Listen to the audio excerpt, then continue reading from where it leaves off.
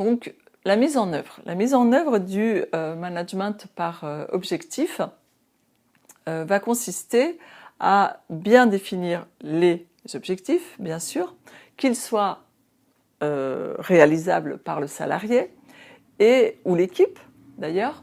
Et ensuite, on va mettre un plan d'action pour réaliser chaque sous-objectif pour donc en fait un certain nombre de sous-objectifs qui vont conduire à l'atteinte de l'objectif final. Ce plan d'action va définir précisément l'enchaînement des différentes tâches à effectuer et également donc les personnes concernées. Et ce plan d'action va se définir en collaboration avec ces personnes-là. Donc chacun saura ce qu'il a à faire, comment, pour quand, avec qui, éventuellement. Avant de procéder à cette mise en œuvre, on va s'assurer que chacun a bien les compétences nécessaires.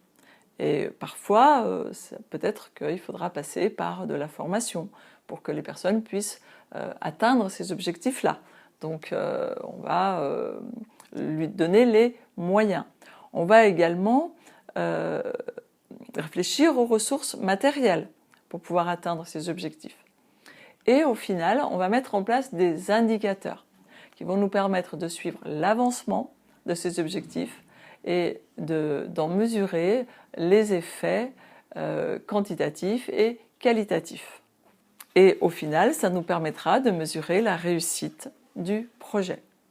On doit également, au-delà de ce plan d'action, mettre en place une méthode du suivi de l'avancement, c'est-à-dire une méthode de suivi du plan d'action, en fait.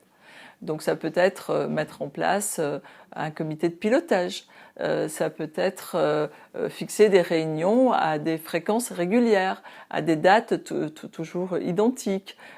Voilà, c'est une méthode de suivi du plan d'avancement des différents sous-objectifs, de l'enchaînement des tâches donc pour atteindre ces sous-objectifs.